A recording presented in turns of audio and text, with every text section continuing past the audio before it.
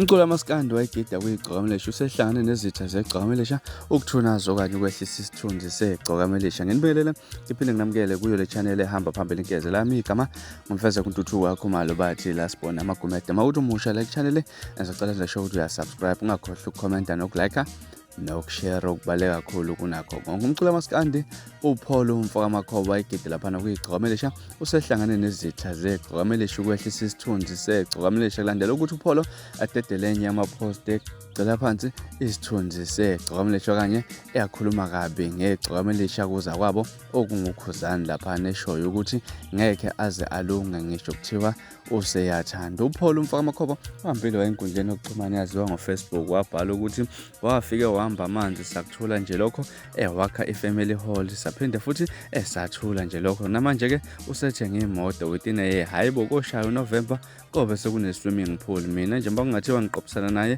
ngavele ngithi fuseki uyislima kade. Anyway wasethi danki Khuzani Ndlamlenze Mpungose wamthega lapha okanye wamenshina wathi anyway kuhle kwenziwa amaciko akithi siyabonga ke basikhumbule ukuthi uPolo umfaka amakhoba ayigide lapha kuyigcokamelisha umthandeni umfaka amanqele nokuyikhona lapho ke owafunda khona likhulu kuyigcokamelisha kodwa manje ekwakho khona ukungxabana ke nokuhlukana okwadala ukuthi uPolo agcine saphuma iqembu lakhe ke. Okunye futhi ekuzokhumbula ukuthi umculo oqophisana noKhuzani Ndlamlenze okwangaMpungoso iyona insizwa lephansi emdletsheni okumthandeni umfaka amanqele owaziwa kakhulu ngeGcokamelisha ke nokuyikhona abantu abaningi abayibona engathi le post uPolo ubhekise kuyona uGcokamelisha ukuthi mhlawumbe engeke azalunge kuKhuzani lapha mangabe ekubalwa izinto asazenzile lapha ngomculo ngendlela abaqophisana ngayo lapha. Bafethu mhlawumbe wena ngakuthini kwakho ukuphawula ngalolu daba uPolo mhlawumbe ubhekise kuyigcokamelisha okanye nje ubhekise kwezinye imbangi zeGcokamelisha. Hlangana phela lapha